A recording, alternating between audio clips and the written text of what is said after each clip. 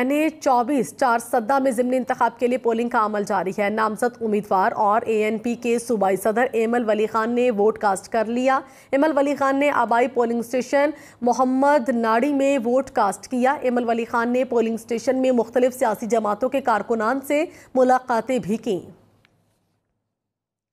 ज़िमनी election का दंगल सच गया। इस वक्त हमारे साथ कराची के हल्का NA-237 से मौजूद है गयासुद्दीन। NA-239 से हमारे साथ होंगे आतिफ हुसैन। चारसद्दा से अनवर ज़ेब हमें ज्वाइन करेंगे, जबकि पेशावर से फातिमा नाजिश हमारे साथ मौजूद होंगी। पहले रुक करते हैं कराची का, जहां मौजूद हैं हमारे नुमाइंदे आतिफ हुसैन। आतिफ, कहिएगा क्या टर्नआउट देख रहे हैं?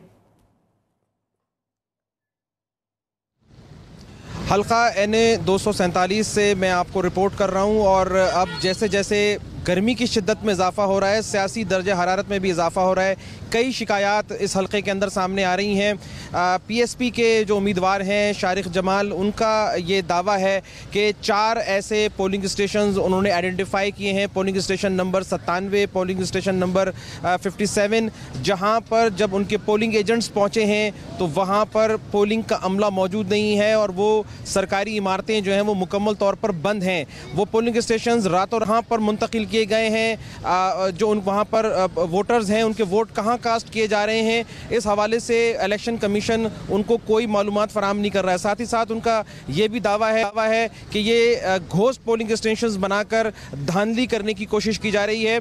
हम न्यूज़ कोशिश कर रहा है कि उन स्कूल्स तक पहुंचकर इसकी हकीकत जान सके कि ये सारा मामला क्या है, लेकिन ये शिकायत अब आहिस्ता आहिस्ता सामने आना शुरू हुई हैं। जो इस हल्के के रिटर्निंग ऑफिसर हैं उनसे भी हमने रब्ता करने की कोशिश की और उनसे पूछा कि क्या ये जो शिकायत उम्मीदवारों की तरफ से सामने आ रही हैं इसमें किस हद तक सदाकत है और ये मामला किस तरह से हल होंगे। तो उनका ये कहना था कि हम इस सारे मामले को देख रहे हैं, इंतज़ामी मसले हैं, इनको हम हल करने की कोशिश करेंगे। इस पूरे हल्के के अंदर 330 पोलिंग स्टेशन बनाए गए हैं, लेकिन वोटिंग का जो टर्न आउट है वो बहुत ज़्यादा कम है। सिक्योरिटी की अगर हम बात करें तो इंतहाई हसास पोलिंग स्टेशन की तादाद 210 है, जहाँ पर 10 एहलकार पुलिस के तैनात किए गए हैं और QRF फोर्स के तौर पर को यहाँ पर तैनात किया गया है। इन तमाम इंतहाई हसास पोलिंग स्टेशन के अंदर CCTV कैमरे भी लगाए गए हैं। पोलिंग टर्नआउट कम है, लोग अभी तक अपने घरों से नहीं निकले हैं।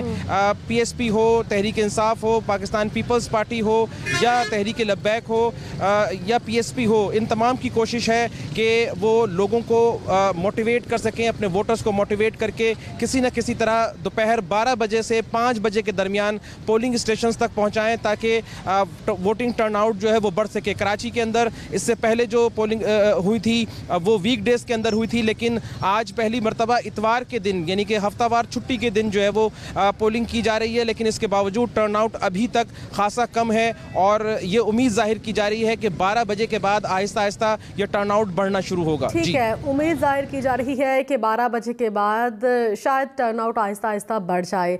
आतिफ हुसैन हमारे साथ ही मौजूद रहिएगा। गयासुद्दीन का रुख करेंगे। गयासुद्दीन, कहिएगा आप इस वक्त कहाँ पर मौजूद हैं और यहाँ पर क्या गहमा गहमी देख रहे हैं?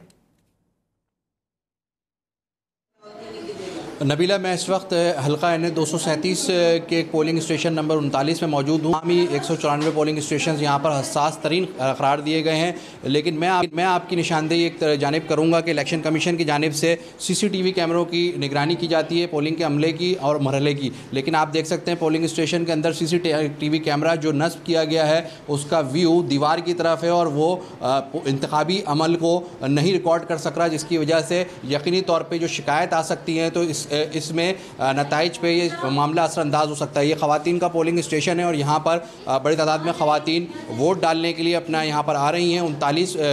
237 का ये पोलिंग स्टेशन नंबर है, जिसमें 2 ख़वातीन और 2 मर्दों के पोलिंग स्टेशन है। ये आप देख सकते हैं, इसका व्यू इस तरफ होना चाहिए जहाँ पर जो लोग वोट कास्ट कर रहे हैं बूथ के पास, वहाँ पर होना चाहिए और तमाम स्टाफ जो यहाँ बैठा है उस अमल को शफाफ बनाने के लिए इसका व्यू बहुत ज़रूरी है। लेकिन हम देख रहे हैं कि इसका अलग सिम पर बनाया गया है और ये रिकॉर्डिंग किसी तौर इलेक्शन कमीशन के लिए काबिल इस्तेमाल नहीं हो सकती और ना मददगार साबित हो सकती है अगर यहाँ किसी किस्म की शिकायत होती है। तो यहाँ पर हमें पोलिंग एजेंट्स भी नज़र आ रहे हैं बैठे हुए मुख्तलिफ सियासी जमातों के जो इस अमल को देख रहे हैं और इसके अलावा जो ख़वातीन वोटर्स हैं वो अपना वोट कास्ट कर रही हैं। इसी के साथ जो दूसरा पोलिंग बूथ हमारे साथ यहाँ मौजूद है, यहाँ पर आप देख सकते हैं पुलिस की नफरी भी तैनात है चूँकि इंतहाई हसास पोलिंग स्टेशन हैं ये, और यहाँ पर लेडीज़ फीमेल पुलिस एहलकार भी यहाँ तैनात हैं, उसके अलावा मेल एहलकार भी तैनात हैं और ये वोटर्स हैं जो अपना वोट कास्ट करने आए। इस बूथ के अंदर हम देख रहे हैं कि टर्नआउट काफ़ी कम नज़र आ रहा है, हमें सिर्फ अब तक एक वोट कास्ट हो चुका है और तमाम ही अमला वेट कर रहा है कि वो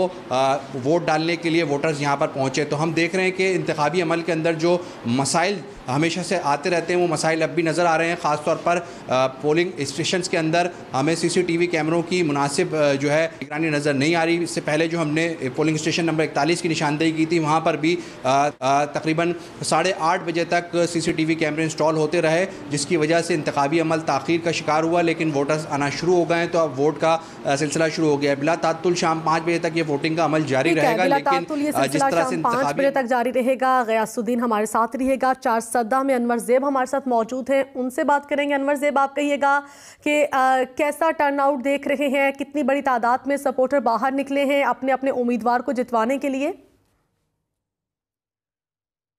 जी बिल्कुल, चारसद्दा में भी सूरत हाल काफ़ी बेहतर है क्योंकि ज़िमनी इंतखाबात इससे पहले भी जितने भी इंतखाबात हुए हैं वहाँ पर टर्न आउट का बहुत बड़ा मसला होता है, लेकिन इस दफ़ा पहले से काफ़ी ज़्यादा है। लोग जो हैं वो एक्टिव हैं। चारसद्दा में सुबह सवेरे 8 बजे तकरीबन तमाम पोलिंग स्टेशन जो हैं वहाँ पर वोटिंग का अमल अपने वक्त हुआ है और जो इलेक्शन कमीशन के हुक्म है उसके मुताबिक तमाम जो इंतखाबी मवाद है वो भी बर वक्त पहुँचा दिया गया है। और अभी तक किसी भी पोलिंग स्टेशन जो है टोटल तकरीबन 384 पोलिंग स्टेशन है और किसी भी पोलिंग स्टेशन से अभी तक कोई शिकायत मौसूल नहीं हुई।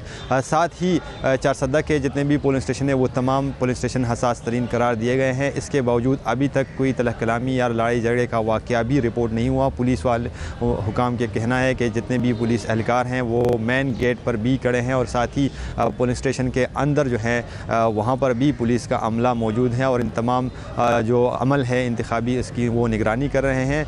चारसद्दा में ज़ाहिर है अवामी नेशनल पार्टी के और पाकिस्तान तहरीक इंसाफ के दरमियान कांटे का मुकाबला जो है वो मुतवक्के है। जो PDM के मुश्तरका रहनुमा है वो अवामी नेशनल पार्टी के सूबाई सदर भी है अमल वली ख़ान, तो ज़ाहिर है उसकी काफ़ी ज़्यादा यहाँ पर सपोर्ट है। और साथ ही चूँकि आम इंतखाबात 2018 में यहाँ पर पाकिस्तान तहरीक इंसाफ के जो उम्मीदवार थे वो फजल ख़ान, उसने 83,000 वोट लिए थे, तो इसका वजह यह है कि वहाँ पर काफ़ी ज़्यादा फॉलोअर पाकिस्तान तहरीक इंसाफ के भी हैं। ठीक है, यहाँ पर काफ़ी बेहतर हालात हैं। अनवर ज़ेब हमारे साथ मौजूद रहिएगा।